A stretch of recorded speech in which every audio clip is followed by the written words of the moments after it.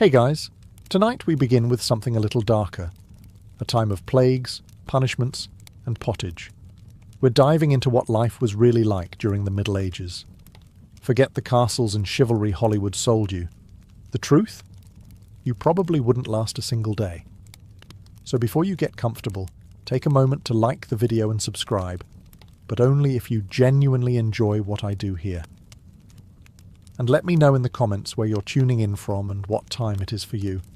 It's always fascinating to see who's joining us from around the world.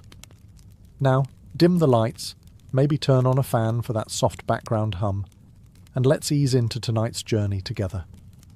Congratulations, you've just woken up in the year 1325. The good news? You're alive. The bad news? So are the fleas. Your bed is a half-rotted straw mattress stuffed with bugs and hay that smells like a barn floor, because it was a barn floor 3 months ago. There's no memory foam, no pillows, and definitely no Egyptian cotton sheets. Just a wool blanket that hasn't been washed since last winter, and now weighs roughly as much as a small cow from the accumulated grime. You blink awake as the church bell clangs in the distance. It's the medieval version of an alarm clock, only louder and somehow even less merciful.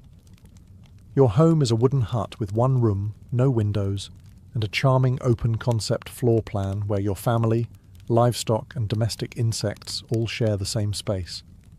The smell? Oh, it's a fragrant symphony. A subtle blend of stale beer, human sweat, goat, and something you pray isn't mould, but know in your soul probably is. Scented candles haven't been invented, and even if they were, they just melt on your dirt floor. You try to stretch, but immediately regret it, because the air is freezing and your joints ache. You're 22 years old, which in medieval terms is roughly middle-aged. Your spine creaks like an old wooden door, and your knees sound like a bag of rocks being shaken by a confused peasant. Getting out of bed is a gamble. The floor is either wet from last night's rain, which leaks through the thatched roof, or crusty from something your neighbour's chicken did. Either way, your bare feet are now part of the ecosystem. Oh, and privacy. What's that? Your entire family, and maybe a random cousin who just never left, are waking up beside you. There's no bedroom, no curtains, no me time. Just communal everything. Welcome to morning in medieval Europe, where you're never truly alone, because parasites, rodents, and 8 other people are always with you. And this is just how your day starts. It only gets worse from here. So, you've managed to crawl out of your medieval haystack of horrors. Congrats. Now nature calls. And it's not calling politely. It's screaming. Here's the part where you start missing the modern bathroom. There's no toilet, no seat, no toilet paper, no flush, not even a mildly resentful plunger in the corner. In the 14th century, relieving yourself is an adventure, a social experiment, and often a small public event. If you're a peasant, your bathroom is likely a wooden bucket behind the house, which is already full because Uncle Wolfstan had a rough night after eating bad turnips. The smell is biblical. You hold your breath, do your business, and then, here's the kicker, toss it into the street. Yes, the street. You're supposed to shout something like "Gardez-loo" before dumping it out the window. That's Old French for "watch out below," although frankly no one ever moves fast enough. Streets in medieval towns are open sewers, a charming river of human waste, animal droppings and mystery liquids you'd rather not examine. If you're lucky enough to live in a town with public latrines, congratulations. You get to sit shoulder to shoulder with strangers in an outhouse where privacy is a myth and ventilation is a cruel joke. You might make small talk, but try not to breathe too deeply. Toilet paper? Never heard of it. Most people wipe with straw, leaves, rags, moss, or, if they're feeling especially indulgent, a scrap of wool. Sometimes, nothing at all. Which might explain why handshakes weren't popular yet. And if you're in a castle, surely it's better, right? Well, sort of. You might have a garderobe, a hole in the wall that drops your waist directly into the moat. Great idea. Except that your enemies know this, and yes, attackers sometimes climbed in through the waist chute, Talk about entering through the back door. So whether you're a farmer or a baron, medieval toileting is a humiliation ritual. It's cold, it's public, it's dangerous, and it's never not disgusting. One slip on a wet stone path, and you're face first in humanity's leftovers, and you still haven't brushed your teeth. But we'll get to that next. You survived the toilet. You deserve a reward, right? Maybe a nice breakfast? Something warm, delicious, comforting? Sorry, this is medieval Europe. Nothing is comforting here. Breakfast, if you can call it that, is a grim affair. There are no eggs Benedict, no coffee machines sputtering awake, and certainly no avocado toast. You sit down, or squat near the fire, to a wooden bowl of something that looks like it was scraped off a muddy boot. Welcome to your daily ration of pottage.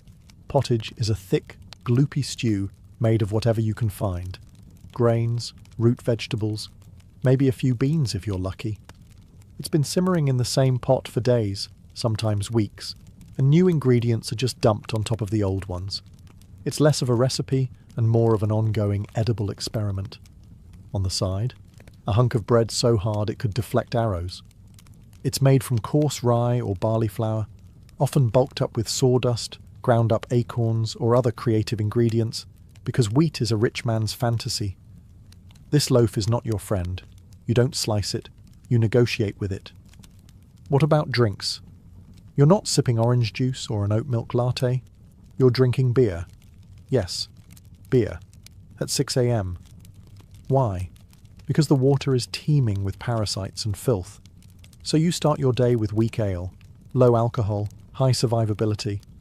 Kids drink it too. No one's happy about it, but at least it won't kill you. Immediately. Want some meat or cheese? Dream on. That's for Sundays and saints' feast days, and only if your lord is feeling generous. Most peasants don't eat meat more than a few times a year. As for fresh fruit, only when it's in season and not already fermented into wine. And don't even think about spices unless you're royalty. A pinch of pepper costs more than your monthly wages. Salt is valuable enough to be locked away. So you chew your gritty bread, gulp your medieval beer, and try not to think about the rat that may have nibbled your porridge in the night.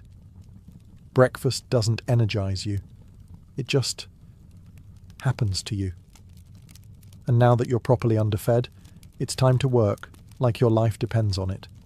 Because it absolutely does. So, you've eaten your sad medieval breakfast, and now it's time to get dressed. Not that it'll help. Your wardrobe consists of exactly one outfit. One. It's a rough wool tunic or linen shift that you've worn every day for months, possibly years. There's no such thing as seasonal fashion.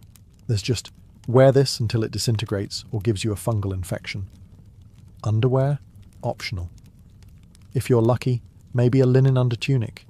If you're not, well, you're going commando under layers of scratchy, sweaty wool, all lovingly stitched together by someone who probably had no idea what a seam was supposed to look like. There's also no washing machine, no soap, and absolutely no dry cleaner in sight. So your clothes are stained, stiff, and scented, like a compost pile that's been left to marinate in a pigsty. Even if you wanted to wash them, it's not easy. You'd have to haul water from a river or, well, heat it over a fire, scrub your tunic on a board with ashes or lye, and hang it in the sun, which is out approximately 3 days a year. And don't get me started on shoes. If you own any, they're made of untreated leather, barely stitched together, and offer as much arch support as a banana peel. Most peasants just go barefoot, through mud, through dung, through medieval landmines, aka sharp rocks and disease puddles. All this means one thing. Your skin hates you. You itch constantly. Fleas, lice, and bedbugs live rent-free on your body. Everyone has them. Nobles, lousy, monks, itchy, children, walking insect farms. No one escapes. You'll be scratching your armpit with a wooden spoon while chatting with the local priest, and no one will even bat an eye.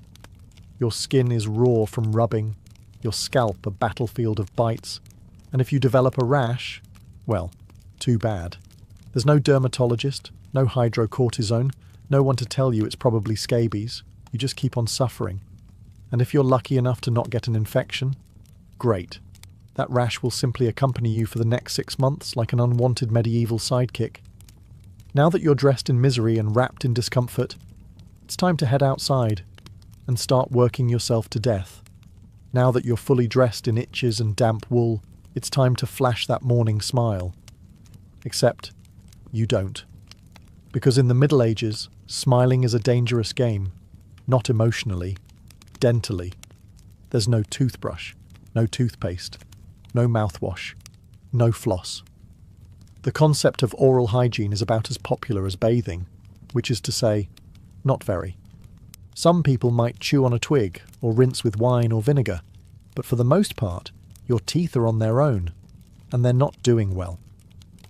By the time you hit your mid-20s, your smile looks like something pulled from a haunted crypt. Cavities are rampant, gums are swollen. And those aren't just food stains on your teeth. That's decay. You have more rot in your mouth than a medieval root cellar.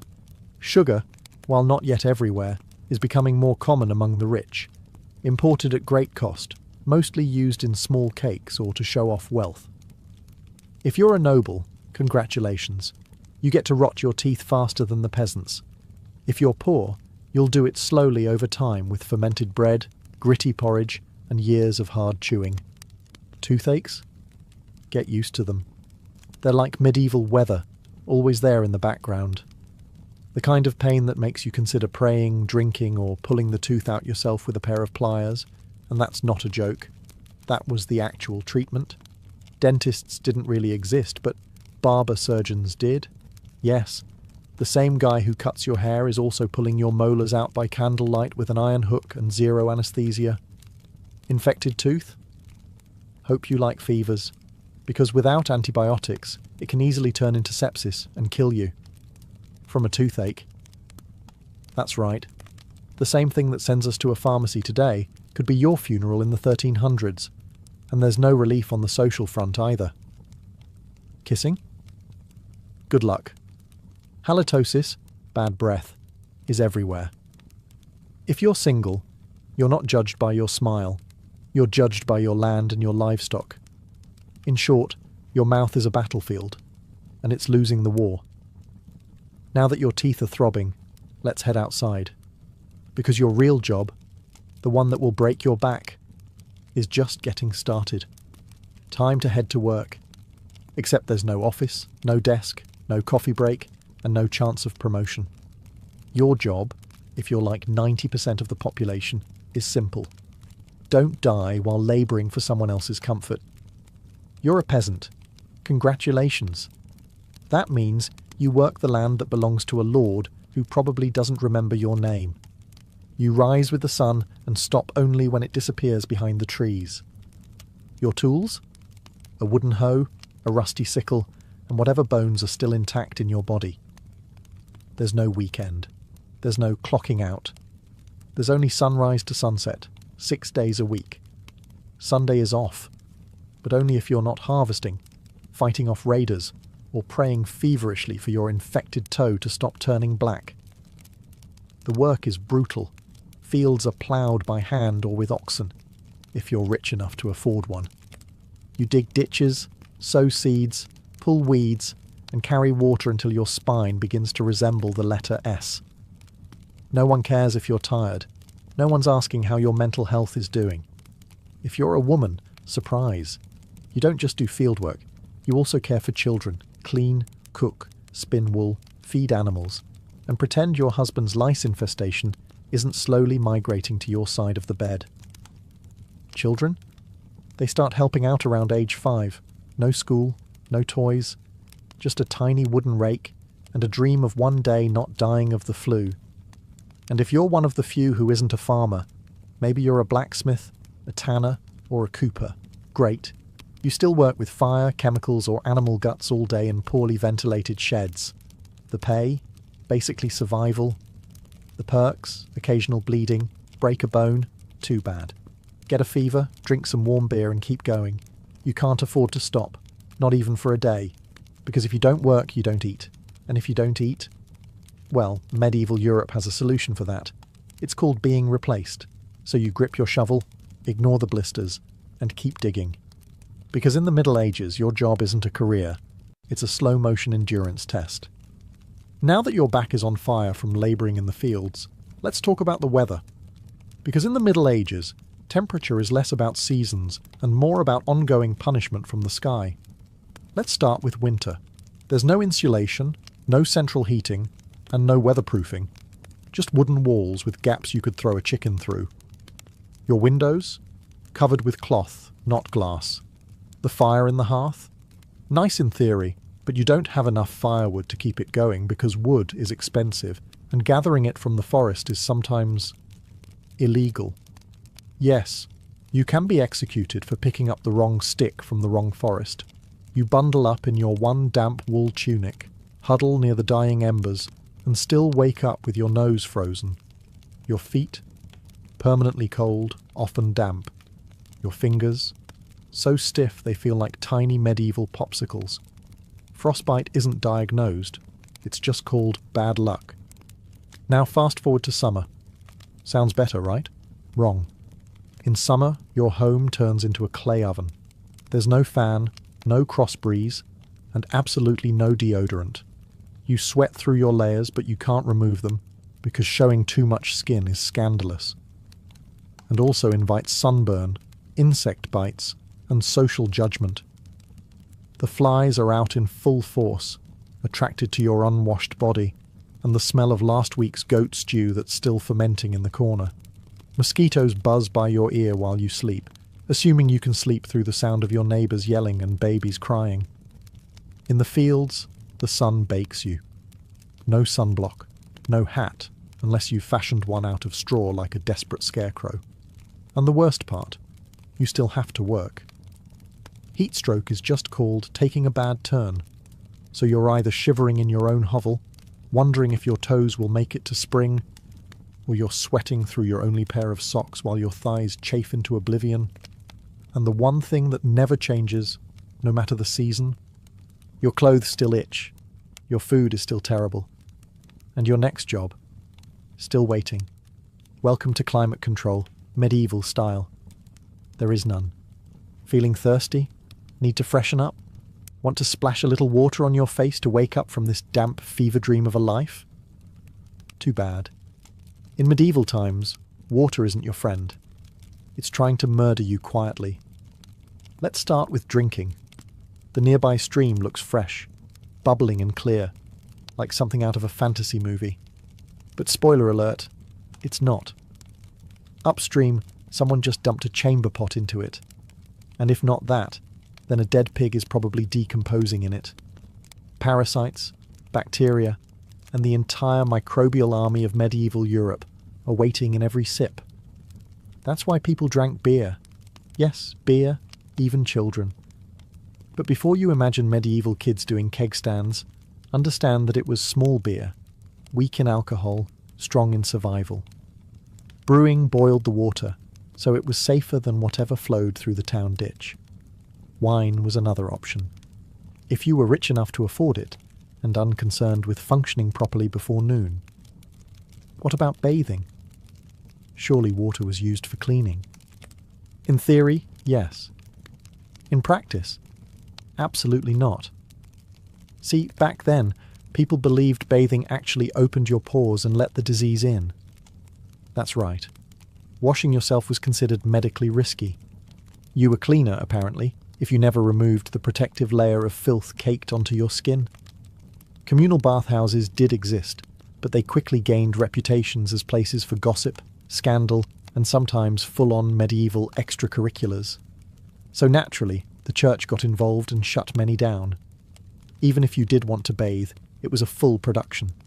You'd need to fetch water from the well, boil it over a fire, fill a wooden tub that leaked, and then pray no one else in the house used it before you. Or worse, after. And rainwater? Collected in open barrels where birds poop, insects breed and moss thrives. Sounds refreshing, doesn't it? So whether it's going in your mouth, on your body, or onto your crops, water in the Middle Ages is less of a life source and more of a gamble. One wrong gulp, and you're spending your final days sweating in a straw bed, clutching your stomach, and contemplating all your life choices. Next time you sip tap water, raise a glass for our ancestors. They didn't have the luxury of hydration without hazard, so you drank the water, or maybe you didn't. Maybe you just stubbed your toe on a rock shaped like disappointment. Either way, you're sick. You need help. You need a doctor. Too bad you live in the Middle Ages where medicine is really just polite torture with a theology degree. Let's start with the diagnosis. Everything wrong with you, whether it's a cough, rash, broken bone, or the creeping plague, is caused by your humours being out of balance. The 4 humours were blood, phlegm, yellow bile, and black bile. According to medieval science, your health depends on keeping them balanced, like some sort of internal soup. Got a fever? Too much blood. The answer? Bloodletting. That's right. Let's drain your life force into a bowl using a dull blade or a hungry leech. And yes, barbers were often the ones doing it. Imagine getting a haircut and a hemoglobin extraction in one sitting. 2 for 1, baby. Feeling sad or anxious? That's clearly an excess of black bile. The cure? Laxatives. Maybe a warm herbal purge. Or just prayers and a cold compress while everyone avoids eye contact with you and starts carving your coffin. Now, if you break a bone or get a nasty wound, you're in real trouble. There's no anaesthesia, unless you count passing out from pain. Surgery is done with knives that haven't been cleaned since the Crusades. Tools are heated over fire not for sterilisation, but because they just look scarier that way. Antibiotics? Centuries away. Germ theory? Not invented yet. They think disease comes from bad air or God being annoyed with your moral failings. Got a stomachache? Must have been your sinful thoughts. Hope you like confessing while vomiting. If your condition gets worse, you'll be treated with more leeches, possibly some crushed beetles, and a priest at your bedside giving last rites just in case. At this point, they're preparing for the cure known as death. And if by some miracle you recover, everyone just assumes God took pity on you. The doctor takes full credit and the leech gets promoted. So yes, in the Middle Ages, medicine is less about healing and more about surviving the cure. After a long day of labour, lice, and leeches, it's finally time to eat. You shuffle back to your hovel, stomach growling, ready for the one joy left in life, a warm meal. Bad news. Your meal is probably trying to kill you. Let's begin with the basics. Food preservation doesn't really exist. There's no fridge, no freezer, just salt, smoke, or the hope that winter air keeps things fresh. Your meat, if you're lucky enough to have any, has been hanging for days, covered in flies, marinated in questionable brine, and possibly shared with a rat or 2. Bread is the cornerstone of the medieval diet, but even that isn't safe. In bad harvest years, desperate peasants bulk it up with bark, sawdust, or even clay to make it stretch. And if it's rye season, there's a bonus. Ergot, a fungus that causes convulsions, hallucinations, and sometimes death. It's like eating bread laced with LSD and tetanus. Vegetables? Only if they're in season. And you know what's always in season? Turnips. So, many. Turnips. Boiled, mashed, or floating in pottage, which, if you remember from Chapter 3, is basically a hot swamp of mystery ingredients that's been simmering since your great-grandfather's funeral.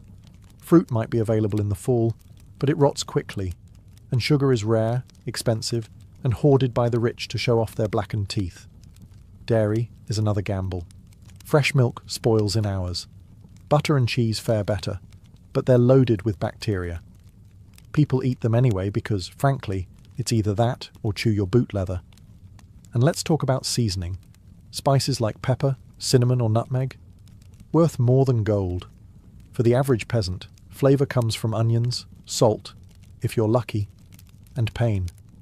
Most meals taste like wet burlap sprinkled with sadness. But food isn't just a health hazard. It's a political one. Game animals belong to the Lord, not you. Caught poaching a rabbit? You could be fined, imprisoned, or even executed. That's right, your dinner could get you hanged. So as you sit down to eat your grey stew by flickering firelight, remember, every bite is a risk. but you eat anyway, because in the Middle Ages, food doesn't nourish, it tests you. It's evening now. You've worked, suffered, and barely digested your suspicious stew. You might think the day is winding down, but don't get too relaxed, because God is watching. So is the priest. And so is your neighbour Agnes, who will absolutely rat you out if you miss Mass. In medieval Europe, religion isn't just part of life, it is life. The church controls your calendar, your laws, your education, if you can read, your birth, marriage, death, and everything in between. Think of it as your spiritual landlord. And you're always behind on rent. Every day is structured around prayer bells. The town church bell rings in the morning, noon, and night. Not because people need reminders, but because missing prayer is a sin. Forget to bow? Sin. Eat meat on a Friday? Sin. Think about your neighbour's wife in that one dream? Double sin. And yes, hell is very real. Vividly real. Priests describe it in glorious detail. Rivers of fire, lakes of boiling blood, demons with pitchforks and eternal wailing. If the plague doesn't scare you, eternal damnation definitely will. You can't read the Bible yourself because it's written in Latin, a language reserved for monks, clergy, and that one noble kid who's too good for dirt. You rely on the church to interpret everything for you. That means if the priest says your crop failure is because you didn't pray hard enough, well, time to kneel harder.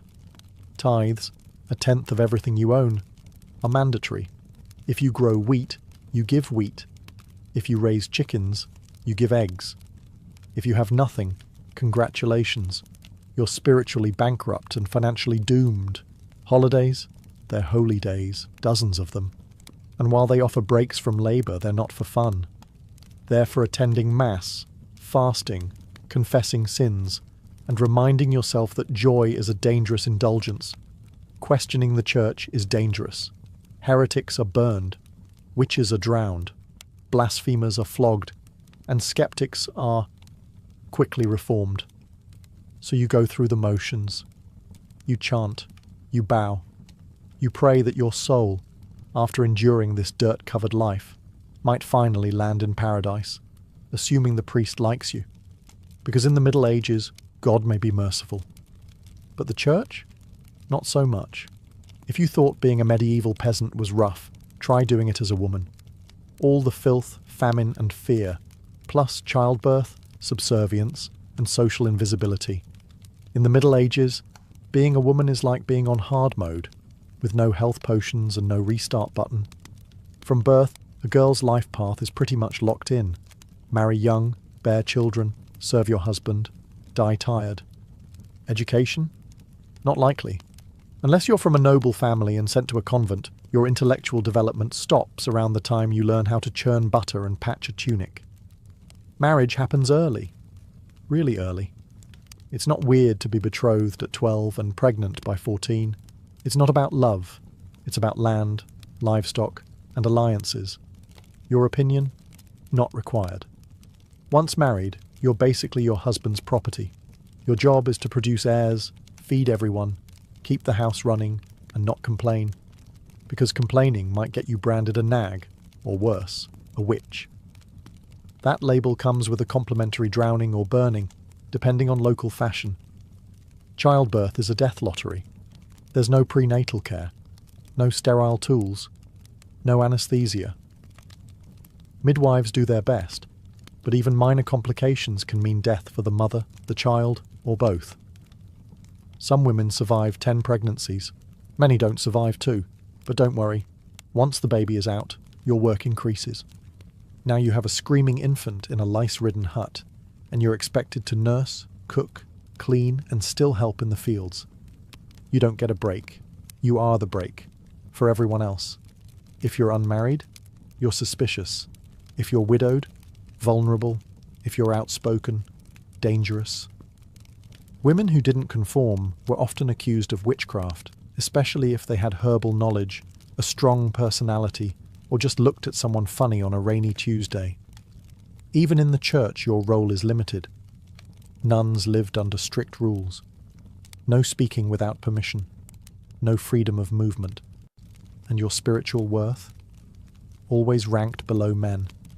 In short, if you're a woman in the Middle Ages, you're expected to endure, obey, reproduce and suffer in silence, ideally while smiling. Because even in a time of universal suffering, women were somehow expected to suffer gracefully.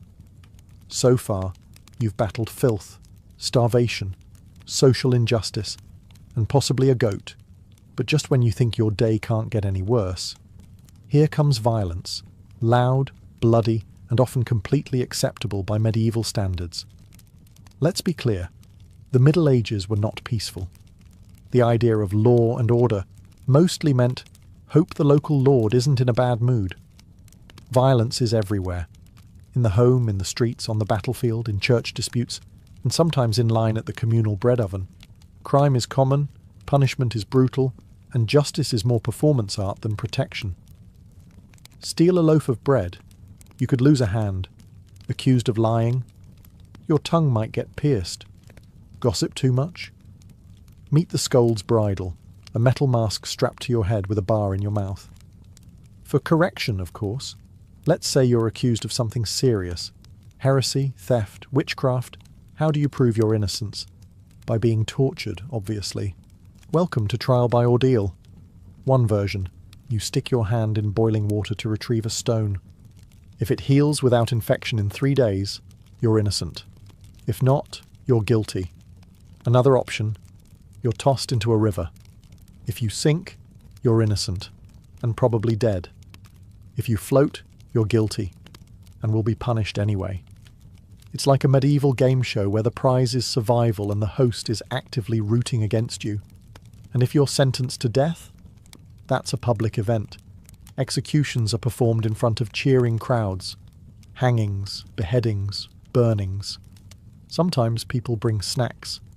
It's the medieval equivalent of cable TV. Domestic violence, completely normal. Husbands were allowed, even expected, to discipline their wives and children. Street fights, commonplace. You could be beaten just for looking the wrong way at a noble's horse. And war, always simmering. Local feuds, territorial disputes, religious crusades. Someone's always marching off to stab someone else in the name of honour, God, or boredom. Violence isn't a breakdown of society in the Middle Ages. It is society. Everyone lives with the constant knowledge that life is fragile, justice is arbitrary, and your neighbour might bash your head in over a pig. So, walk carefully, keep your eyes down, and never trust anyone with a club. At this point, you've made it through the lice, the leeches, the laundryless misery, and the looming threat of public disembowelment. But now comes the final chapter of most medieval lives, an early and unglamorous death. If you're alive and still breathing past the age of 40, you're practically a celebrity. You might even be referred to as the Old One, which is less of a nickname and more of a statistical miracle. Let's break it down. The average life expectancy hovers around 30-40 years, but that number is dragged down heavily by infant mortality. Nearly half of all children died before reaching age 5. Disease, malnutrition, or one bad winter was all it took. No vaccines, no antibiotics, no hope. If you survived childhood, you entered adulthood already exhausted. Work began as soon as you could walk upright, and by 25, your joints creaked like a monastery door. You might be missing several teeth, a finger, and most of your original optimism. Women faced a particularly deadly gauntlet: childbirth. It was one of the leading causes of death for medieval women. No pain relief, no medical intervention, just prayer, hot water, and someone holding your hand while you bled out on a straw-stuffed cot. For men, the dangers were different, but equally relentless. Farming accidents, infections from minor wounds, a neighbour's drunken rage, a crusade gone sideways. Even walking to the market could be risky if you crossed paths with a bored bandit or an angry tax collector. Death could also come quietly, from the plague, which turned cities into cemeteries overnight, or from famine, which could last entire seasons, thinning out entire villages, or from bad luck, like eating spoiled grain and spending your final hours hallucinating and screaming at the walls. And funerals? You were lucky if you got one. Bodies were often buried quickly to avoid disease. No embalming, no polished coffins, just a hole, a few murmured prayers, and a shallow mound of earth, if there was enough space left in the churchyard. So yes, in medieval times, life was brutal, short, and constantly under siege by death in all its casual forms. You didn't retire, you just stopped showing up. And speaking of exits, let's move on to your final chapter. The medieval dream dies. So, how's your day been? You've woken up in filth, relieved yourself into a bucket, brushed your teeth with wishful thinking, nearly passed out from hunger, worked until your spine cried for mercy, scratched your way through itchy wool, prayed to not get plague, and barely dodged a public execution for owning a squirrel. Welcome to a single day in medieval Europe. Still dreaming of becoming a knight? Think again. That romanticised version of the Middle Ages, gallant swordsmen, noble ladies in towers, heroic battles and feasts in candle-lit great halls. It's a myth polished by fairy tales and fantasy books. In truth, the medieval world was gritty, cruel, and deeply unfair. Hierarchy was everything. If you were born poor, you stayed poor. If you were born rich, congratulations. You had a better chance of surviving, but you were still one bad soup away from dysentery and a hasty burial. Even the nobles weren't immune to misery. Castles were drafty stone refrigerators filled with fleas, smoke, and politically motivated marriages. Sure, you had a fur cloak and a goblet of wine, but also a 50% chance of dying in a skirmish or from an infected splinter. Not exactly luxury. The simpler times weren't simple. They were relentless. Everything took longer. Everything hurt more. Everything, from childbirth to chewing, came with consequences. Life was survival, not leisure. And if you did find a quiet moment to think, to dream, to imagine something better, there wasn't much you could do with it. No upward mobility, no modern medicine, no internet to Google, what's this weird rash? You lived, suffered, worked, and died within a 10-mile radius of where you were born. But here's the wildest part. Through all of this, people still laughed, sang songs, told stories, fell in love, and found meaning. Not because life was easy, but because humans are stubborn like that. Even in the darkest chapters, they made space for light. So tonight, when you slip into your clean bed with indoor plumbing, antibiotics, and central heating, maybe say a quiet thank you to the modern world, and to your ancestors who fought rats, famine, and feudalism, so you wouldn't have to. Long before she was Catherine the Great, Empress of all Russia, mistress of reform, and icon of ambition, she was simply Sophie. Born Sophie Friederike Augusta von Anhalt-Zerbst in 1729, she was the daughter of a relatively obscure German princely family. Her tiny duchy in Pomerania offered little in terms of power, but Sophie herself. She had something no title could provide: razor-sharp intelligence, relentless charm, and a quiet, burning hunger for greatness. Her upbringing was strict. Her mother, Johanna, was cold and calculating, not a warm, nurturing figure, but a social climber obsessed with status.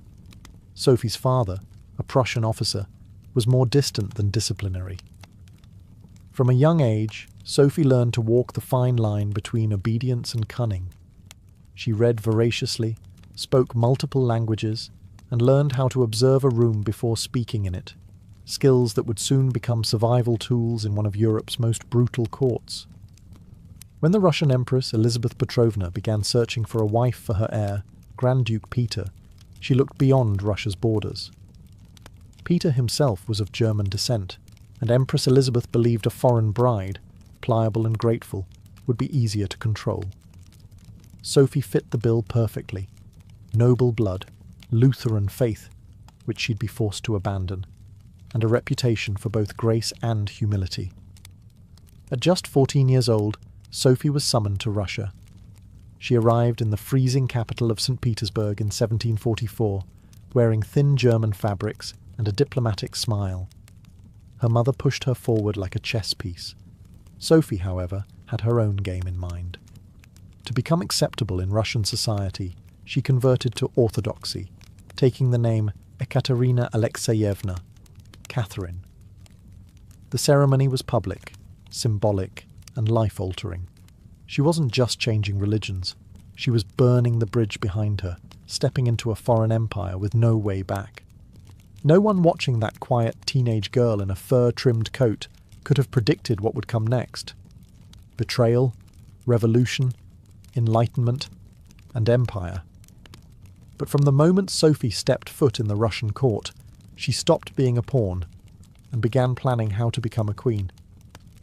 Catherine's marriage to Grand Duke Peter was meant to secure her place in Russian royalty, but from the very beginning, it felt more like a cage than a crown. Peter, heir to the Russian throne, was not the dashing prince of fairy tales. Awkward, immature, and obsessed with toy soldiers, he was far more interested in playing war games in his chambers than governing an empire, or showing affection to his new wife. Some accounts even suggest he refused to consummate the marriage for years. He idolized Frederick the Great of Prussia and resented the Russian court that had adopted him. In contrast, Catherine embraced Russia with a fierce determination. She learned the language, studied its history, and memorized Orthodox rituals. She wanted to belong. Peter wanted to escape. This mismatch wasn't just emotional, it was political. The Russian court was a viper's nest of gossip, paranoia, and brutal power games.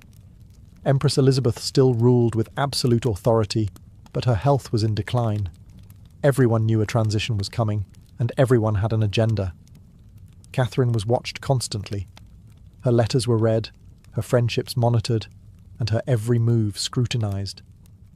She couldn't trust her husband, her mother, who was still whispering in her ear on behalf of foreign interests, or even her servants. In this world, alliances could turn into accusations overnight. But Catherine was no fool. She learned to play the court's games quietly, cultivating allies in the shadows. She charmed military officers, made friends with scholars, and developed a reputation for dignity and restraint, a stark contrast to her husband's childish tantrums and open contempt for Russian traditions. Behind closed doors, Catherine began reading Enlightenment thinkers like Voltaire and Montesquieu. While others saw her as a young consort, she was building a vision, not just for herself, but for Russia, a nation of strength, education, and reason. But there was one problem. The longer Peter lived, the longer Catherine remained in limbo, a powerless wife to a man unfit to rule.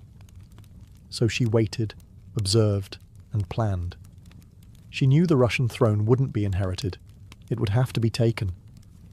In 1762, after nearly 2 decades of waiting, watching, and quietly manoeuvring, Catherine saw her moment and seized it with breathtaking precision. Empress Elizabeth had died, and Peter, now Peter III, was finally Tsar. But his reign began unravelling almost immediately. In just a few short months, Peter alienated the church, offended the nobility, insulted the army, and lavished praise on Prussia, Russia's longtime enemy. He reversed key policies, humiliated the clergy, and talked openly about divorcing Catherine to marry his mistress. The court, already wary of his erratic behaviour, turned cold. The army, filled with generals loyal to Catherine, grumbled in corridors. Even ordinary Russians, devout and patriotic, saw Peter as a foreign puppet who mocked their traditions. Catherine, watching all of this unfold, made her move. In July of that same year, while Peter was away at his summer palace, Catherine launched a bloodless coup d'etat. Supported by key military officers, including her lover Grigory Orlov and his influential brothers, she rode through St. Petersburg in full regalia, was proclaimed Empress Catherine II, and won the allegiance of the powerful Imperial Guard. Peter, caught off guard and without allies, surrendered within days. He was taken into custody, and shortly after, found dead under mysterious circumstances. Officially, it was reported as a hemorrhoidal colic. Unofficially, it was murder. Catherine was now empress, not by birth, not by marriage, but by will, wit, and audacity. It was unprecedented. A foreign-born woman with no legitimate claim had taken the Russian throne without a single battle. But her real challenge was just beginning. She had to transform that bold grab for power into a lasting legacy. Would Russia accept her? Would the nobility respect her? Could she hold the empire together without falling victim to the same fate as her husband? Catherine understood that power gained through intrigue could be lost just as easily. She needed to rule not as a schemer, but as a visionary. And so began her transformation, from a careful conspirator to a reforming empress, one who would redraw borders, embrace the Enlightenment, and redefine what it meant to be a woman in power. Once Catherine had the crown, she could have rested on her power, but she didn't. She had something bigger in mind than simply sitting on a throne. She wanted to transform Russia, and not just militarily or politically, but intellectually. While Peter had worshipped Frederick the Great and toy soldiers, Catherine idolized Voltaire, Diderot, and the bold thinkers of the Enlightenment. She believed in reason, progress, education, and the role of a monarch as a servant of the people, even if she herself ruled with absolute authority. Catherine didn't just read Enlightenment philosophy, she lived it. She corresponded directly with Voltaire for over 15 years, flattering him while defending her autocracy. She invited Diderot to her court and even purchased his entire library to support him financially. Behind closed doors, she pored over legal texts, debated reforms, and crafted policies to modernize the empire. Her early reign was filled with efforts to codify Russian law. She formed the Legislative Commission in 1767, an ambitious project intended to rewrite the entire legal code of Russia. Catherine's own nakaz, or instruction, was a political manifesto in disguise, one that spoke of equality before the law, the dangers of torture, and the responsibility of rulers to serve the common good. For an empress in 18th century Russia, it was radical. But Enlightenment ideals had to survive the realities of Russia, a vast, feudal, deeply conservative land, ruled by nobles who liked their serfs exactly where they were, beneath them. Catherine knew this. While she advocated reform, she moved carefully. She abolished some forms of torture, expanded access to secular education, and built schools and libraries. But she also reaffirmed the nobility's control over their serfs to keep them loyal. This was Catherine's balancing act, a philosopher queen in public, a practical empress in private. She walked a tightrope between ideology and survival, between the shining salons of Paris and the gritty politics of Moscow. Her vision for Russia was bold, but always calculated. In many ways, Catherine wasn't trying to make Russia European. She was trying to make Russia modern, on her terms. And that meant reform, yes, but with an iron hand in a velvet glove. Catherine wasn't content with reforming Russia from within. She wanted to expand it outward, to make it an empire worthy of fear, admiration, and envy. Where Peter the Great had opened a window to the west, Catherine aimed to knock down the walls. Under her leadership, Russia's borders stretched wider than ever before. She waged wars not just to defend her crown, but to reshape the map of Europe. One of her most significant campaigns was against the Ottoman Empire. These wars, fought in waves throughout the 1760s and 1770s, weren't just about territory. They were about influence. Catherine saw herself as the liberator of Orthodox Christians living under Muslim rule and as the rightful protector of Eastern Europe. Under generals like Alexander Suvorov and Grigory Potemkin, Russia captured key regions including Crimea, the northern coast of the Black Sea, and access to warm water ports, something Russian Tsars had coveted for generations. These victories weren't just military, they were symbolic. With each conquest, Catherine sent a message.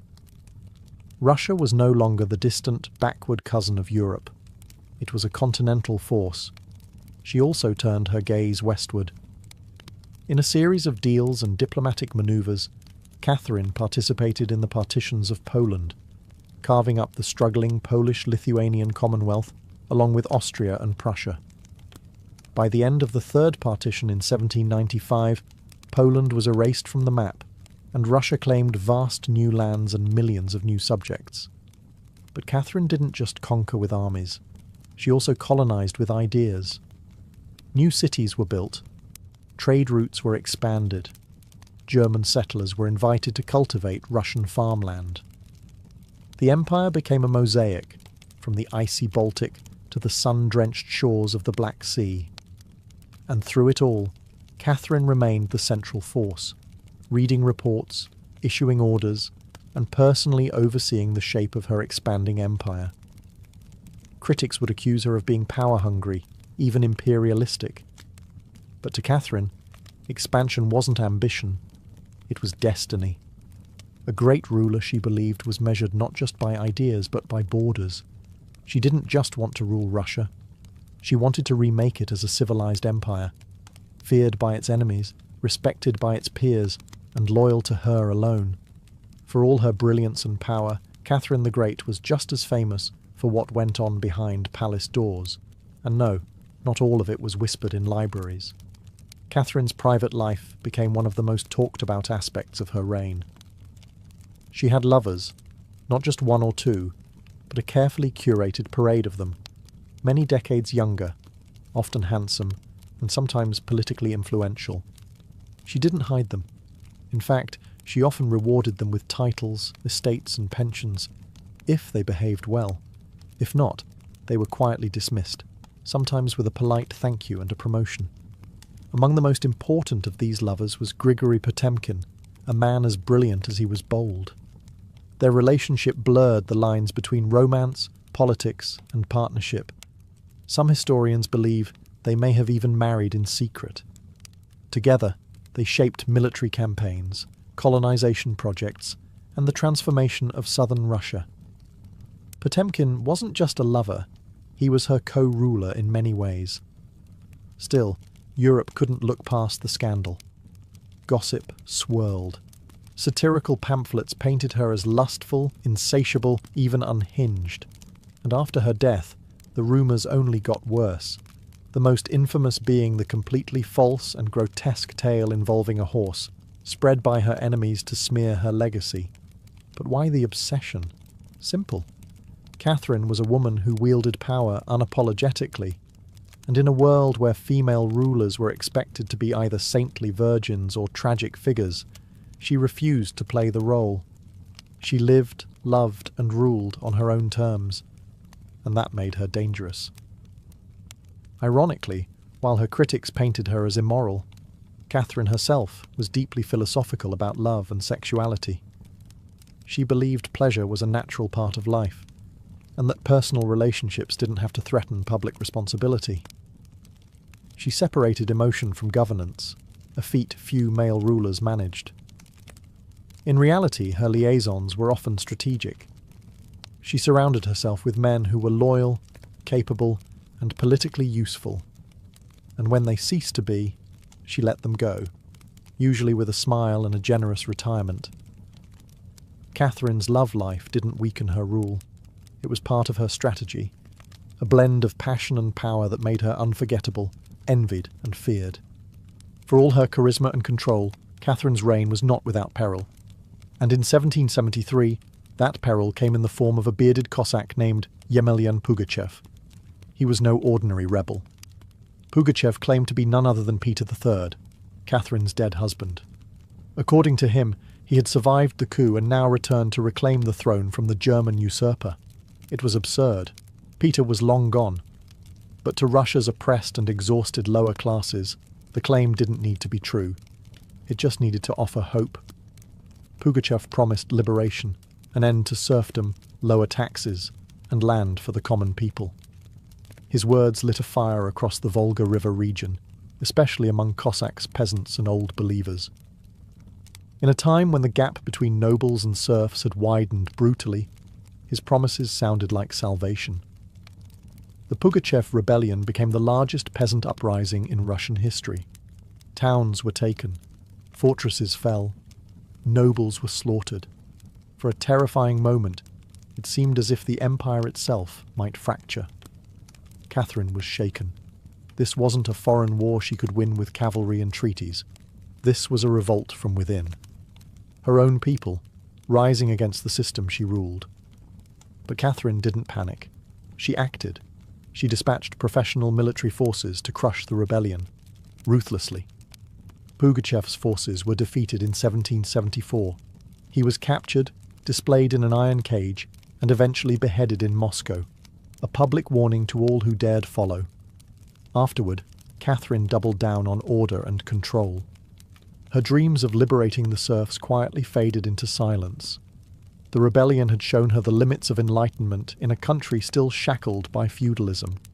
She now leaned harder on the nobility, who offered loyalty in exchange for absolute control over their serfs. This was a turning point. The empress who once quoted Voltaire now prioritized stability over philosophy. Reform became cautious, surveillance increased. Rebellion, even whispered, was to be stomped out before it had breath. Pugachev may have lost his head, but he left behind a warning that haunted Catherine, that power built on inequality could only hold so long before the storm came crashing through. By the time Catherine the Great approached the final years of her life, she had ruled Russia for over 3 decades, longer than any female ruler in Russian history.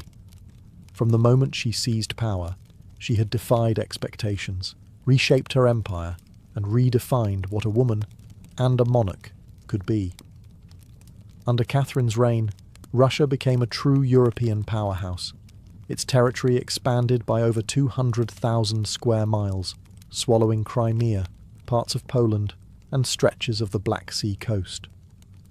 These weren't just military wins, they were strategic pivots, securing warm water ports and reshaping trade. But her legacy wasn't only drawn on maps. Catherine left a cultural mark as well. She helped found the Hermitage Museum, amassed one of the greatest art collections in Europe, and corresponded with the greatest minds of the Enlightenment. Her court became a centre of sophistication, art, and intellectual ambition. In a country often viewed as backward by Western Europeans, Catherine put Russia firmly on the cultural map. She modernised education, founding schools for girls, and promoted the printing of books. She introduced smallpox inoculation to Russia, even publicly receiving the vaccine herself, an act of scientific bravery in her time. Yet, her reign was also one of contradictions. While she admired Enlightenment ideals, she never freed the serfs. In fact, she extended serfdom deeper into Russia's territories. Her reforms, while impressive, remained mostly top-down, designed to polish the empire without truly transforming its foundations. Still, Catherine's rule brought stability and ambition. She understood that power was not inherited. It was crafted, managed, and constantly defended. She ruled not by divine right, but by force of will, political brilliance, and relentless calculation. She was called many things: a usurper, a tyrant, a reformer, a seductress. But above all, she was effective. When she died in 1796, Russia was wealthier, larger, and more formidable than it had been in centuries.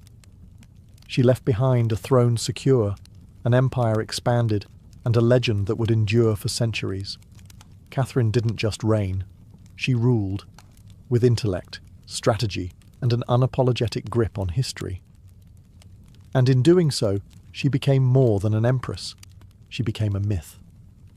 For all her power, expansion, and enduring legacy, Catherine the Great was still, at her core, a woman navigating a man's world and reshaping it in her image. Behind the imperial portraits and state decrees was someone deeply aware of how precarious her position was. She was not born Russian. She came to the throne through a coup. She ruled an empire that didn't want a woman in charge, and yet she not only endured, she thrived. Catherine was never content to be ornamental. She read constantly, wrote endlessly, and never stopped learning. Her daily schedule was intense. Hours of reading reports, corresponding with foreign powers, editing state papers, and managing a court filled with rival factions. She wasn't content to simply sit on the throne. She worked the throne like a stateswoman born to it. She was also, in many ways, lonely. She surrounded herself with courtiers, lovers, and artists, yet wrote in her memoirs of how few people she could truly trust. Her son Paul, whom she distrusted and kept away from state matters, grew into a man she feared would undo all her progress. Her greatest emotional partnership, with Grigory Potemkin, faded into deep friendship, but his death in 1791 left a wound that never truly healed. Catherine crafted her image carefully. She understood the power of narrative, and wielded it better than most monarchs of her age. She posed as Mother of Russia, enlightened monarch, warrior empress, and lover of the arts. But beneath those roles was a woman who had endured rejection, betrayal, scandal, and rebellion, and kept going. When she died in 1796, she left behind an empire transformed, but also questions. Could she have done more to end serfdom? Were her Enlightenment ideals compromised by politics? Was she more reformer or ruler? History remembers her by the title she never gave herself, the Great. It wasn't because she was flawless, or kind, or just. It was because she took power and wielded it on her own terms, in a time and place where women weren't supposed to have any. She didn't just wear the crown, she rewrote what it meant to deserve one. In the humid depths of the Chiapas jungle in southern Mexico, the ruins of Palenque whisper stories from the ancient Maya world. Towering temples rise above the canopy, their limestone faces eroded by time, but still brimming with secrets. And in 1994, one of those secrets revealed itself. A team of Mexican archaeologists, led by Fanny Lopez Jimenez, was surveying Temple Three, a relatively modest pyramid, next to the more famous Temple of the Inscriptions, the burial site of the mighty king Pakal the Great. Temple III wasn't expected to hold much, until they noticed something odd, a sealed, hidden chamber beneath the structure. No looters had touched it. It was pristine.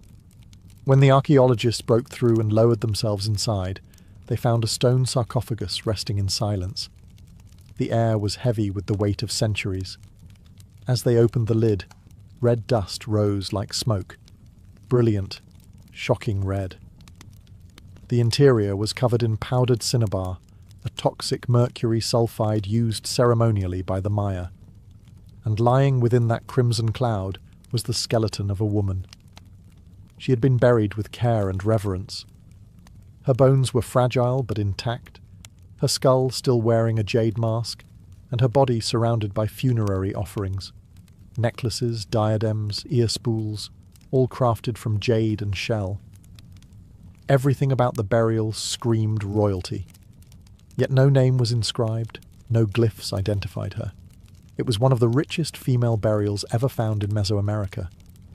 And yet, it was a total enigma. Why was she buried in red powder? Who was she? Was she a queen, a priestess, or perhaps even Pakal's wife? The researchers called her the Red Queen, and the name stuck. But even with modern forensics, they couldn't say for sure who she was, only that she had lived around the 7th century, during the golden age of Palenque. Unlike most Maya tombs, hers had been hidden, untouched, and purposefully isolated. Her burial wasn't just ceremonial, it was spiritual. This woman wasn't meant to be remembered with words. She was meant to be remembered through ritual, through colour, and through the mystery she left behind. The most haunting feature of the Red Queen's tomb wasn't her jade jewellery, or the silence of the sealed chamber. It was the red dust. A thick layer of powdered cinnabar covered everything. The sarcophagus, the walls, her bones, even the offerings around her. It clung like blood to stone. To the Maya, this was no accident. Cinnabar, made from crushed mercury sulfide, was one of the most sacred and dangerous substances in the ancient world. Its vibrant red colour wasn't just visually striking, it symbolised blood, rebirth, and the life force that connected the human and divine realms. Red was sacred. It was the colour of sunrise, of sacrifice, of life emerging from death. And it wasn't just symbolic, it was spiritual. Covering the dead in cinnabar was a ritual meant to transform the body, preserving it not for eternity, but for transition. In Maya belief, death wasn't the end. It was a passage, a crossing into another cosmic layer. And so the Red Queen, whoever she was being prepared not just for burial, but for deification. But there's another layer to this. Cinnabar is toxic. Repeated exposure can lead to mercury poisoning, tremors, hallucinations, even death. The Maya likely didn't understand the chemistry, but they felt its potency. It was volatile, powerful, dangerous. To bathe a corpse in it was to declare this person was no ordinary mortal. In Palenque, very few were buried with cinnabar. Pakal the Great, the mighty king whose pyramid dominates the site, was one. His body, like hers, was also saturated in the red powder. That detail alone drew speculation. Was the Red Queen his wife? His mother? Or someone of equal divine status? Her skull had been placed on a layer of jaguar skin, another sacred symbol. Around her, bone needles, obsidian blades, and miniature jade figurines hinted at rituals performed either during her life or in her honour at death. Every part of her burial told a story without words, a story of power cloaked in secrecy, a woman prepared to cross into the underworld, not in silence, but in ceremony, drenched in the colour of sacrifice. Surrounding the Red Queen's crimson-drenched remains was a world of silence, broken only by the gleam of jade, shell, and obsidian. These were not mere ornaments. They were offerings, each one carefully chosen to accompany her on the journey to the Maya afterlife, the Xibalba. At her sides were jade necklaces, heavy and cold, their polished surfaces still radiant after 300 years underground. Jade was not just beautiful, it was sacred. The Maya considered it a symbol of eternal life. It represented the green of maize, the vitality of the jungle, and the breath of the gods. Only the elite were buried with jade. For the Red Queen, it covered her chest, wrists, and ears, a clear sign that in life she wielded influence, perhaps even divine favour. One of the most haunting objects was the jade funerary mask, placed delicately over her face. Unlike the golden death masks of Egypt, this one was subtle, constructed from dozens of tiny mosaic tiles, arranged to mimic the contours of her skull. The mask served a ritual function, to protect the soul, to preserve identity, and to present her as divine in the eyes of the gods. Scattered near her bones were bone needles, obsidian blades, and shell artifacts. These could have been tools of ritual or symbols of her status, as priestess, healer, or royal matriarch. One bone pin was engraved, faint but purposeful, a small echo of her voice lost to time. At her feet and along the edges of the tomb were ceramic vessels, still sealed, likely once filled with offerings.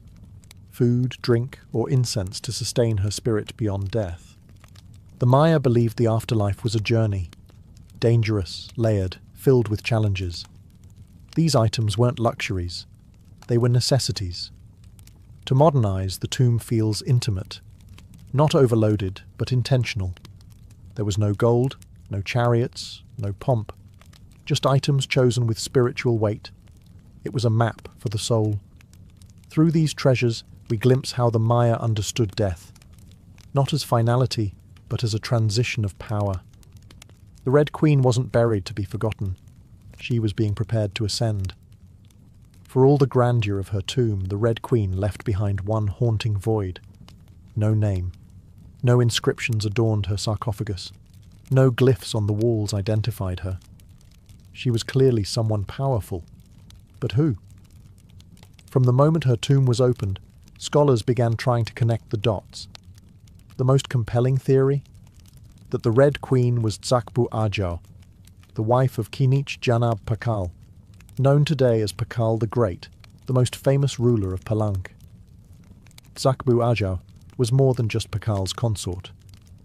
She was born into nobility and married into Palank's royal dynasty at a young age.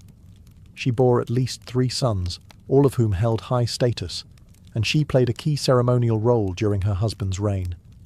If anyone could be buried with such honour, it was her. Supporting this theory was the tomb's location, just a few feet away from Pakal's own grand burial in Temple of the Inscriptions. The proximity suggests a deliberate pairing, husband and wife, rulers even in death. And then there's the cinnabar. Only 2 burials in Palank were found with such intense cinnabar coverage, Pakal and the Red Queen. It's unlikely this was coincidence. But here's where the mystery deepens. DNA tests were conducted on both sets of remains in hopes of confirming the connection. But the results? Inconclusive. The woman's bones showed no direct maternal link to Pakal, but that didn't rule out a spousal relationship. After all, marriage does not require shared blood. Some have argued she could have been Sakkuk, Pakal's powerful mother, who ruled Palank before he came of age. Others suggest she may have been a high priestess, or a sister, or a royal ancestor whose name has simply been lost to history's erosion. Still, the evidence points most strongly to Tsakbu Ajau, a queen by title, a mother of kings, and a spiritual counterpart to Pakal. The lack of a name may not be an oversight. It may have been intentional. In Maya cosmology, the soul lived on not through monuments, but through ritual, symbol, and the whispers of the earth. And so the Red Queen remains suspended between legend and truth, a woman who ruled, remembered not in stone, but in scarlet and silence. To understand the Red Queen, we must understand the world she came from, a world where Maya women, especially royal ones, held more influence than many realize. In Maya civilization, politics was often a family affair. Royal women weren't merely passive consorts. They were diplomats, priestesses, and power brokers. They conducted rituals, sponsored temples, and played crucial roles in maintaining dynastic legitimacy. Their bloodlines were political capital, used to forge alliances and secure claims to the throne.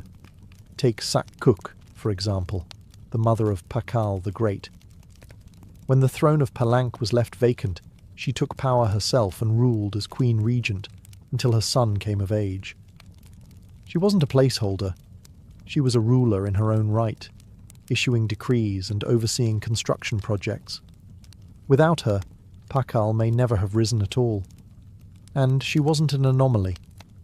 Across the Maya world, in places like Yaxchilan, Naranjo, and Calakmul, inscriptions show women performing major ceremonies, engaging in warfare diplomacy, and sometimes ruling outright. They were often portrayed in stelae and murals, dressed in elaborate headdresses and regalia, standing beside kings as equals, or sometimes above them. Their words were carved in glyphs. Their names were remembered, until they weren't. By the time Spanish conquistadors arrived centuries later, much of that memory had eroded.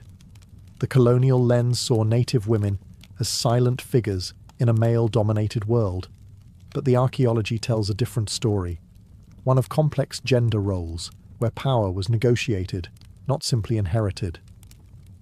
This context casts the Red Queen in a new light. She may not have ruled in name, but her burial, rich, sacred, and positioned beside Pakal, suggests she was a central pillar in the royal order. Her jade mask wasn't just decoration. It was a symbol of identity, of power held in life and protected in death. Her bloodline may have been the very glue that held Palanka's dynasty together. In Maya civilization, a queen wasn't just a queen. She was a keeper of sacred lineage, a voice in ceremony, and often the bridge between gods and men. The Red Queen may be nameless, but in her world, she was never voiceless. The Red Queen wasn't just buried with treasures. She was buried in architecture rich with purpose, layered with Maya cosmology, ritual symbolism, and intentional design. Her tomb wasn't merely a grave, it was a gateway to eternity. Her body was discovered inside Temple Third, one of the smaller pyramids within the heart of Palenque, yet its proximity to Temple of the Inscriptions, the resting place of Pakal the Great, is telling. These temples weren't built randomly. Their positioning was sacred, guided by astrology, myth, and dynastic legacy. Temple the Thirthiid rises modestly compared to its grand neighbour, but it hides something even more intimate. A sealed crypt, untouched by looters, perfectly preserved. It was constructed deep within the temple's core, accessible only by a steep, narrow staircase. The descent into her tomb feels almost symbolic, a ritual journey downward, into the underworld. The chamber itself is stark, made of cut stone, sealed tightly for over 300 years. No glyphs or murals cover the walls, no ornate carvings tell her story. But perhaps that silence is intentional. This was a space not for the living to interpret, but for the dead to transform. At the centre, her sarcophagus sits like an altar. Crafted from limestone, it echoes the grand stone coffin of Pakal next door. While Pakal's lid is famously engraved with scenes of cosmic rebirth, the Red Queen's tomb is more subdued. The focus is inward, on the body, on the cinnabar, on the ritual of death itself, and yet there are subtle architectural cues that hint at meaning. The tomb is aligned east to west, a symbolic path mirroring the sun's journey from life to death. The chamber is small, but powerful. It feels deliberate, personal, a sacred enclosure for someone revered. Maya temples were cosmological tools, bridges between the heavens, the earth, and the underworld. To be buried in one was to be elevated beyond the human realm. The Red Queen's eternal home wasn't an afterthought. It was a carefully constructed shrine, a place where death became transformation. Her bones rest in stone, her essence in cinnabar, and her legacy in the architecture itself. A temple that speaks without words, telling us she mattered. To the ancient Maya, death wasn't the end. It was a threshold, a sacred passage into the underworld, known as Xibalba. And for someone like the Red Queen, this crossing was not only spiritual, it was political, cosmological, and deeply ritualized. Burial rituals were carefully choreographed events, rooted in myth and meant to guide the soul through the treacherous layers of the underworld. Maya texts and iconography tell us that Xibalba was no peaceful afterlife. It was a maze of darkness, rivers of blood, trials, and gods of death. Only those properly buried, ritually prepared, and spiritually equipped could make the journey successfully. The Red Queen was buried wrapped in cinnabar, encased in stone, and surrounded by offerings, all signs of an elite burial. But there's more. The presence of bone needles and obsidian blades in her tomb hint at auto-sacrifice rituals, possibly symbolic tools representing rites she had performed in life, or that were reenacted at her burial to empower her spirit. Her funerary mask, carefully assembled from jade tiles, was not simply decorative. It may have served as a spiritual vessel, preserving her face and identity as she journeyed into the afterlife. In Maya belief, the face was a mirror of the soul, and the soul needed to be recognized by the gods. The ceramic vessels surrounding her may have once held chocolate, maize, water, or even pulque, to nourish her in the next world. Other items, like stingray spines or shell trumpets, could have represented spiritual tools, calls to the gods, or tokens of ritual communication. Burial wasn't just a goodbye. It was a transformation. The Maya believed in cycles, death as seed, burial as planting, and the afterlife as rebirth. Kings and queens were often seen as earthly incarnations of gods, and in death they returned to those divine origins. The Red Queen, covered in the colour of blood, entombed in a pyramid and honoured with offerings, was being prepared for rebirth, not as a mortal, but as a being tied to the sacred order of the cosmos. Her burial wasn't the end of her story, it was the beginning of her legend. Just a few steps away from the Red Queen's final resting place, lies one of the most iconic tombs in Mesoamerica, that of Kinich Janab Pakal, known simply as Pakal the Great. His burial inside the Grand Temple of the Inscriptions is celebrated for its artistry, scale, and deeply spiritual symbolism. But what makes the Red Queen's tomb so extraordinary is not only what was inside, it's where it was found. Her sarcophagus was hidden within Temple 3, directly adjacent to Pakal's monument. In a city like Palenque, where every temple was carefully positioned to reflect cosmic principles, this closeness was no coincidence. It was intentional, a statement etched in stone. Many scholars believe the Red Queen was Tzakbu Ajao, Pakal's queen and trusted consort. While her tomb lacks inscriptions, the similarities between their burials are striking. Both wrapped in cinnabar, both entombed in pyramids, both buried with jade, and both treated with extreme reverence. These rituals mirror each other, as if two halves of a sacred narrative. Pakal's lid famously depicts him falling into the underworld tree, a cosmic scene of death and rebirth. The Red Queen's simpler tomb contains no such iconography, but the symbolism lies in the pairing itself. If Pakal represented the sun, journeying through the underworld at night to rise again, then the Red Queen may have represented the moon, the feminine force that follows its own mysterious path in the sky. Together, they embodied a cosmic duality, masculine and feminine, king and queen, sun and moon, order and ritual.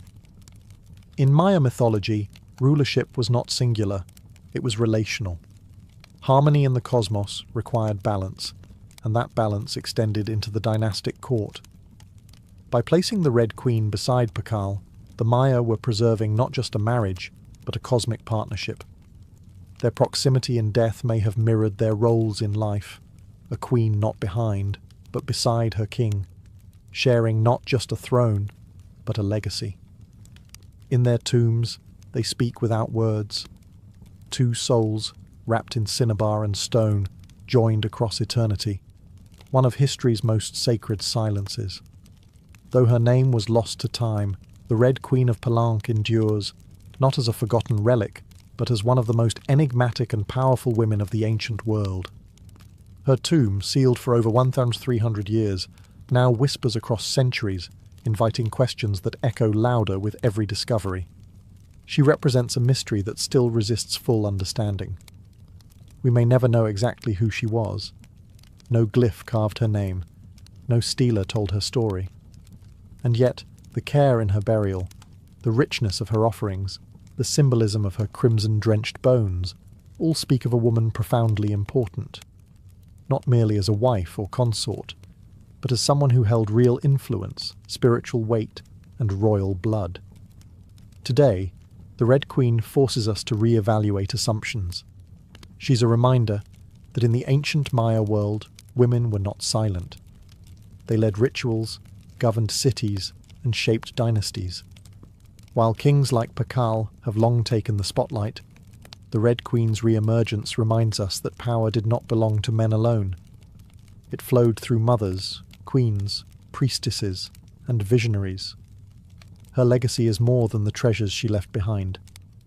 It's the conversation she started among archaeologists, historians, artists, and storytellers. Every jade bead, every layer of cinnabar, every architectural choice in Temple Thathid tells us something deliberate. This woman mattered, and perhaps that's the most extraordinary part of her story. Not what we know, but what we still don't. The Red Queen teaches us that history isn't just a collection of facts, it's a living puzzle, a shared human longing to connect with the past. In that sense, her legacy is still unfolding. She lies wrapped in red, the colour of life and sacrifice, of blood and rebirth. Her face, once hidden behind a jade mask, now stares back at us through science, art, and wonder. She remains nameless, but not voiceless. Mysterious, but not forgotten. The Red Queen may have ruled a kingdom in life, but in death, she rules something greater, our imagination. Her tomb was sealed in stone. Her story was written in silence. And still, somehow, she speaks. Frida Kahlo was born on July 6, 1907, in the vibrant district of Coyoacán, then a village on the outskirts of Mexico City. Her childhood home, the Casa Azul, the Blue House, was filled with colour, contradiction, and quiet strength.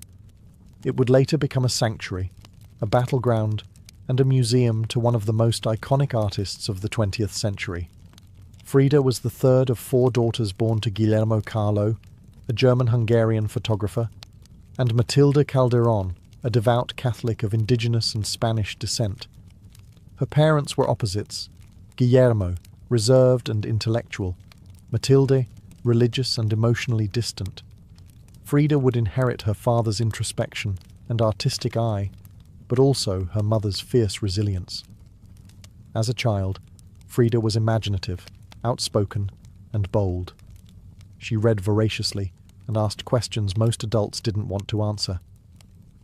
But at the age of 6, she contracted polio, which left her right leg thinner and weaker than the other.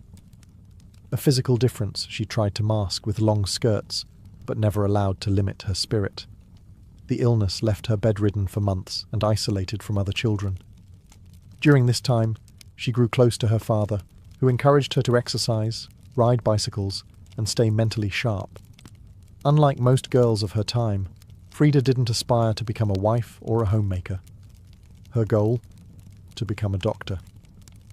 She enrolled in the prestigious National Preparatory School in Mexico City at age 15, one of only a handful of girls accepted. There, she stood out not just for her intelligence, but for her rebellious wit, radical thinking, and unique sense of style. She joined a group of young intellectuals known as the Cachuchas, who debated philosophy, literature, and politics. Frida was drawn to revolution, to ideas that challenged tradition.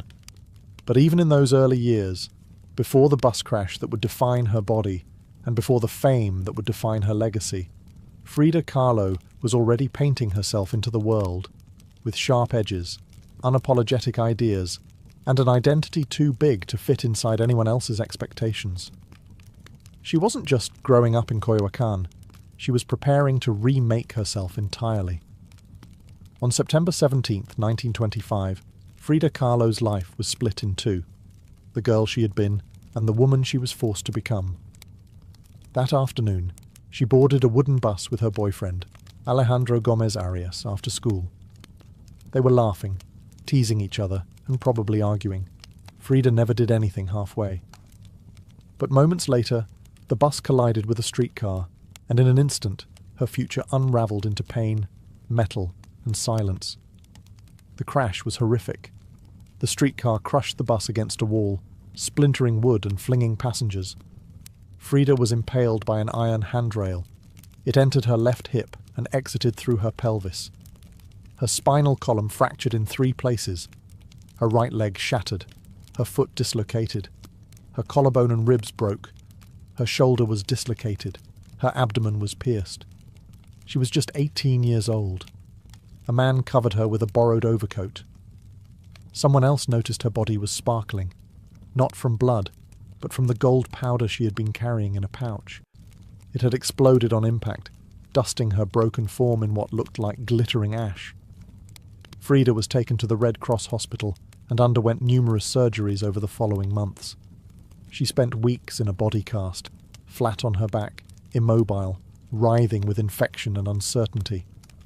The future she'd imagined, of becoming a doctor, slipped further away with every passing day. But in that stillness, something began to stir. Her father gave her brushes.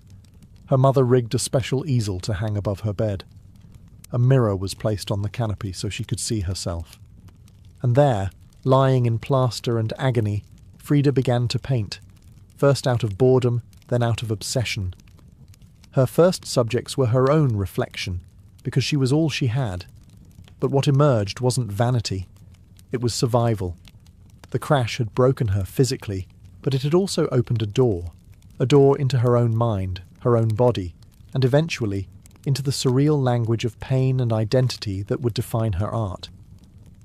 The girl who wanted to heal others now began healing herself. one brush stroke at a time. As Frida Kahlo lay encased in plaster and steel, a body fighting itself with every breath, she began to paint. What started as a form of therapy soon became a language, and that language was deeply personal, brutally honest, and often hard to look at. Which was precisely the point. Frida didn't paint pretty flowers or polite landscapes. She painted pain. Her pain. Physical, emotional, and existential. Her first subjects were self-portraits, not because she was vain, but because, as she famously said, "I paint myself because I am so often alone, and because I am the subject I know best." Her early works were small in scale, painted on tin or wood panels, inspired by Mexican retablos, devotional paintings meant to tell stories of suffering and miracles. Frida turned this tradition inward. Her body became the canvas. Her emotions became the altar. She painted herself as split, as pierced, as bleeding. In one painting she is impaled by nails, like a modern-day martyr. In another, she floats in a barren landscape, tethered to a broken column, a metaphor for her shattered spine. She painted herself weeping, fractured, decapitated, and bare, but never passive, always watching. Her pain was not sanitized. She painted the ugliness of trauma with beauty, defiance, and even humor. Each piece was a reclamation of her body, her experience, and her identity as a woman in a world that often tried to define her. But Frida wasn't just telling her story. She was inventing a new kind of visual narrative, one that blended Mexican folk art, surrealism, medical illustration, and symbolism. Her paintings became dreamlike autopsies of her soul, framed in color, culture, and myth. By the time she recovered enough to walk again, albeit painfully, Frida was no longer the girl who had wanted to be a doctor. She was an artist, and her art was unlike anything anyone had seen. She had taken the worst thing that had ever happened to her and turned it into a source of creation. Frida Kahlo didn't just paint her pain. She made the world look at it, and in doing so, she turned suffering into a sacred act of self-expression.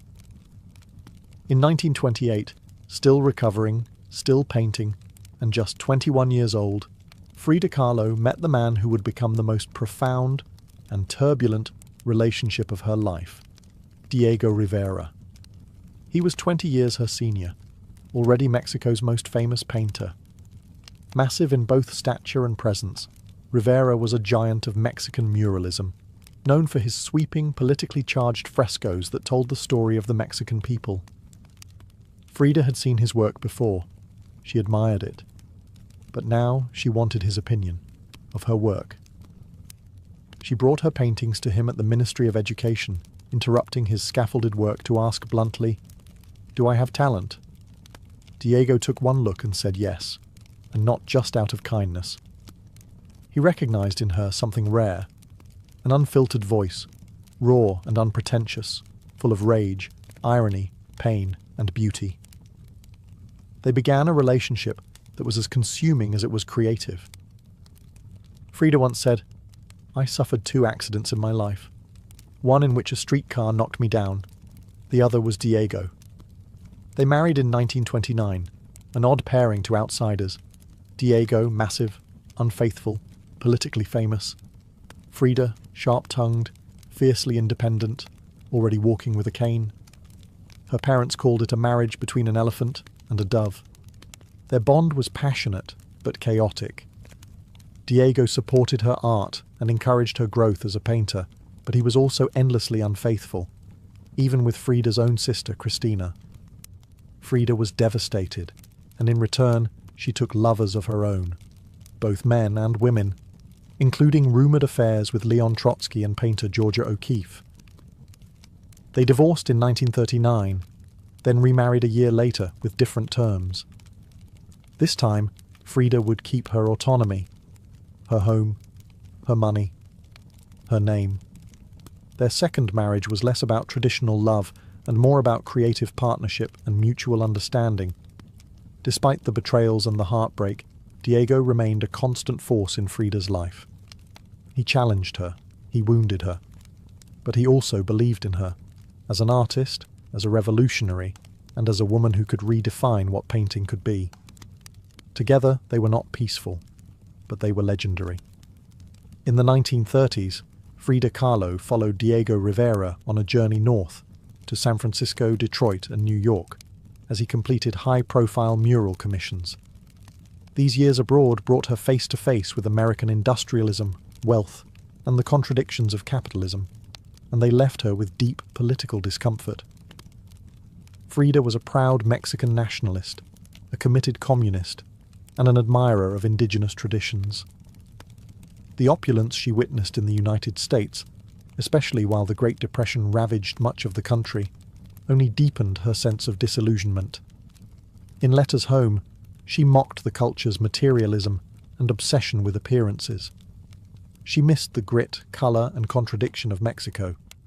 While Diego painted enormous murals on factory walls, Frida began to paint smaller, quieter revolutions, deeply personal works on tin and canvas. Her style solidified, sharp, surreal, emotional, and intimate. It was during this time that she produced some of her most iconic self-portraits. Frida didn't just paint herself for vanity. She painted herself to survive. Her identity became her landscape. With her body constantly in pain, from her accident, multiple surgeries, and a failed pregnancy in Detroit, she turned inward.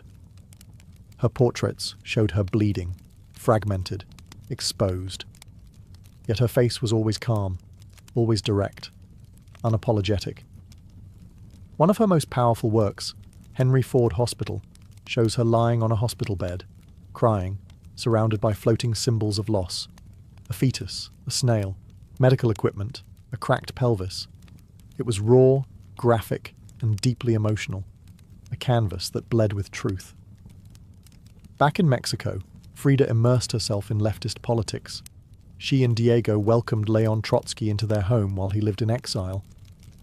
Frida wore Tijuana dresses, traditional indigenous garments, not just as fashion, but as a political and cultural statement. Her art was never disconnected from her beliefs. Her identity, her body, and her ideology all intertwined in her work.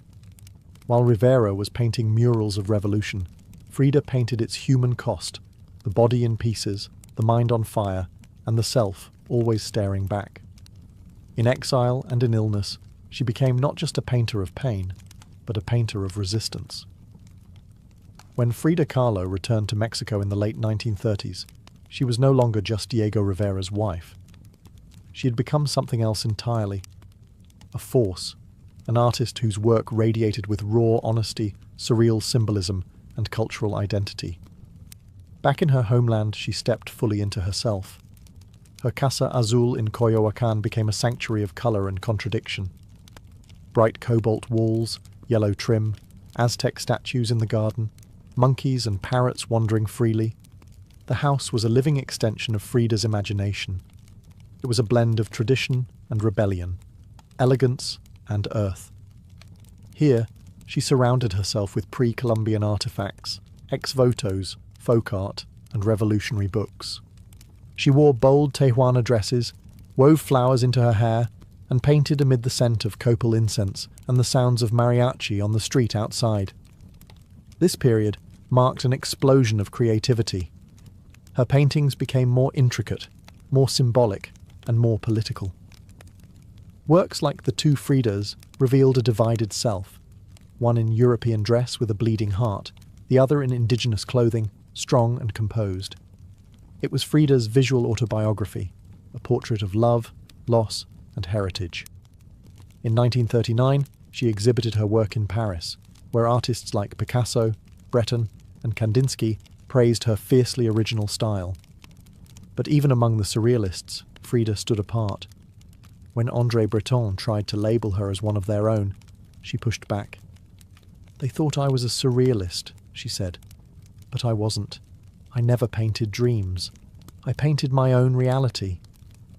She painted Mexico, not the romantic postcard version, but the living, breathing country she adored. Her work pulsed with symbolism, skeletons, hummingbirds, hearts, thorns, corn, and blood. She honored the indigenous roots of her homeland while unmasking the violence of its past and present. But even as her artistic voice grew stronger, her health continued to decline. Multiple surgeries, infections, and chronic pain became daily realities. Still, she painted through it, propped up in bed, torso bound in corsets, fingers clenched around the brush.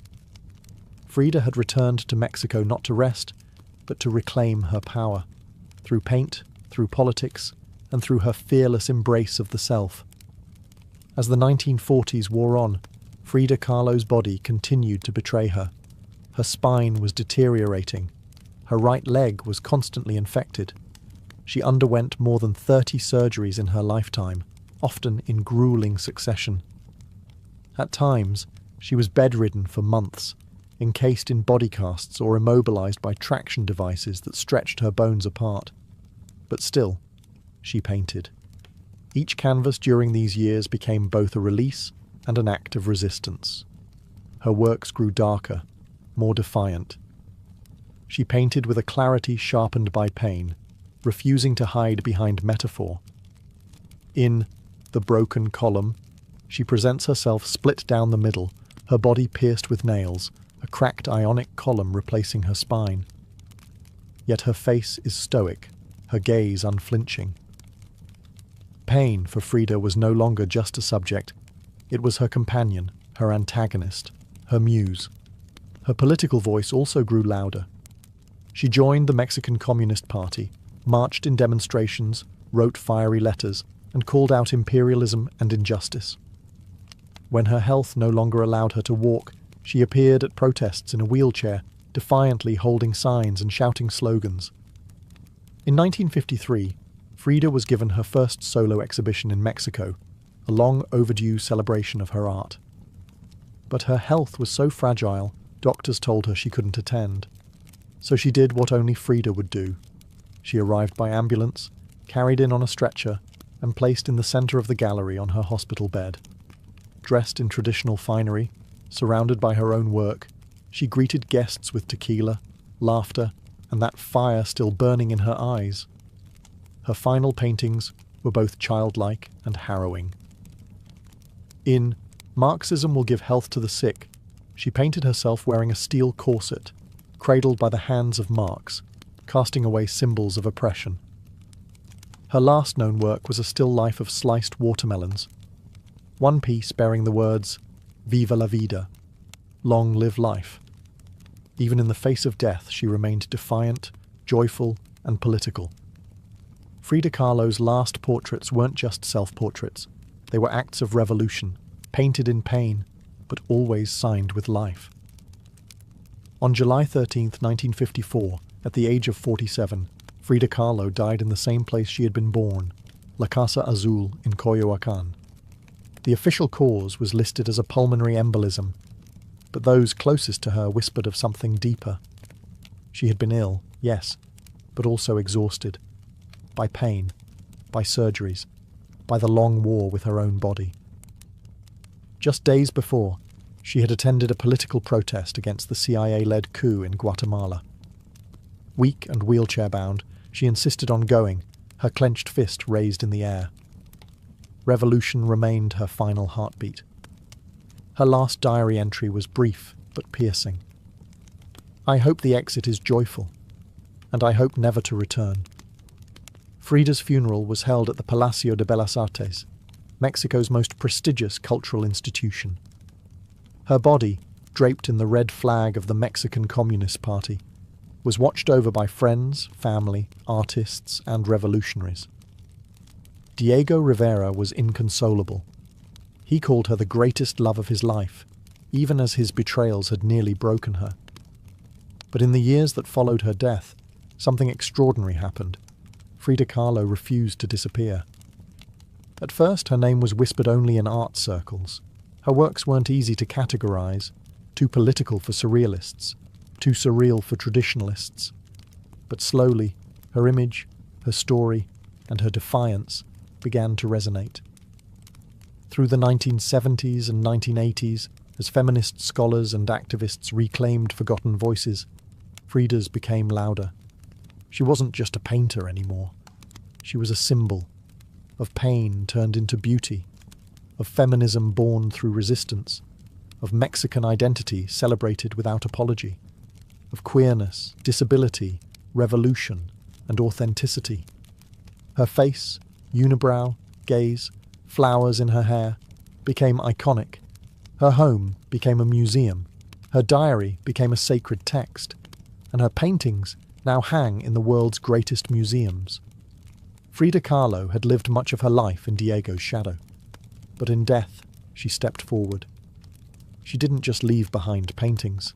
She left behind a mirror and dared us all to look, not with pity, not with fear, but with fire. Today, Frida Kahlo's face is everywhere.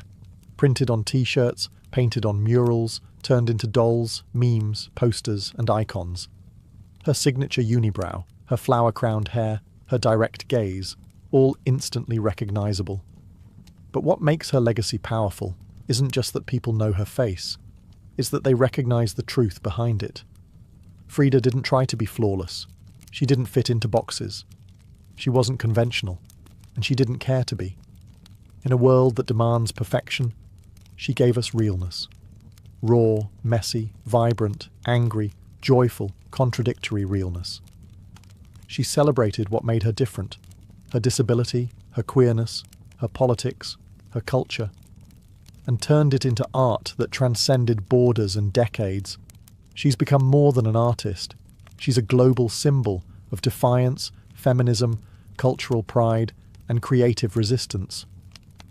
For queer communities, she's a fearless bisexual icon who lived openly and unapologetically in a time that demanded silence. For women, she's a reminder that power doesn't require permission. For disabled artists, she's proof that pain can fuel the brush, not stop it. And for Mexico, she's a daughter reclaimed, fierce, folkloric, and forever part of the national soul. Her paintings, once dismissed as too strange or too personal, are now among the most revered in the world. Works like The Two Fridas, Self-Portrait with Thorn Necklace and Hummingbird, and The Broken Column aren't just seen, they're felt deeply by anyone who has ever suffered and needed to turn that suffering into something sacred. She lived in the margins and turned them into centre stage. She embraced contradiction. A communist who wore gold, a woman betrayed who loved again, a body in pieces with a soul unbreakable. And through it all, she painted, not just with colour, but with conviction. Frida Kahlo never asked to be a symbol. She simply told the truth about herself, and in doing so, told the truth for millions of others who had never seen themselves reflected in art before. Now, when we see her face, we see courage, we see colour, we see resistance, we see Frida, not gone, but immortal.